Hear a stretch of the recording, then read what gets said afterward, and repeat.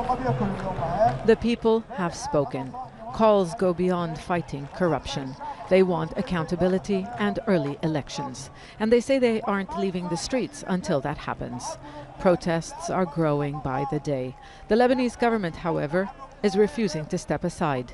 Instead, it is offering a plan that is supposed to fix the economic crisis without hitting the public with more taxes.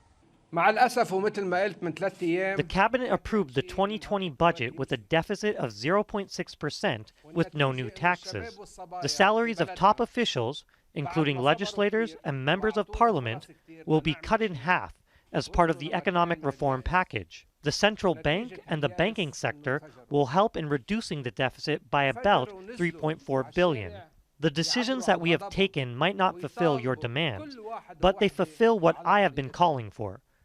I will not allow anyone to scare you, and it's the government's duty to protect your peaceful demands.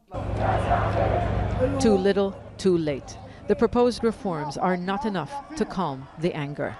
People have no faith, and they are right. They have no faith in no one in the government. The Prime Minister, the President, and the head of the Parliament, people have no faith in them. Even if they tell them that they were going to do reforms, and fast reforms, how are they going to believe them? The way forward, according to the protesters, involves the government resigning, a transitional council made up of judges who don't have political affiliations taking over until elections. And those elections will be held under a new law, whereby Lebanon will become one single constituency and sects will no longer just elect their own sectarian leaders. Demands the governing alliance has already rejected. The protesters are up against those in power who won't hesitate to use it. But there is hope. We don't know what's going to become, how the transition is going to happen, or where we're going. Before we had, like in 2005, we had a leader of the opposition. This time there's no leader. It's just the people coming from everywhere. The people are doing the revolution and not an opposition party. For many here, it's a new beginning.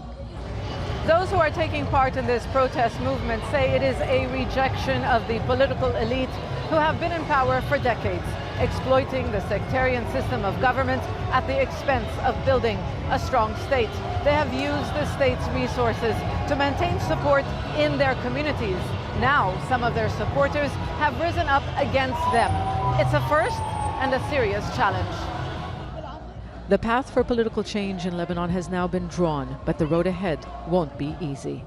I think the most important thing now is the sense of liberation. What we achieved so far, we're liberated from sectarianism, from sectarian leaders, from the fear and the need to be protected and be mobilized with a narrative that Lebanese don't want to live together. I think that's fascinating. We're beyond that.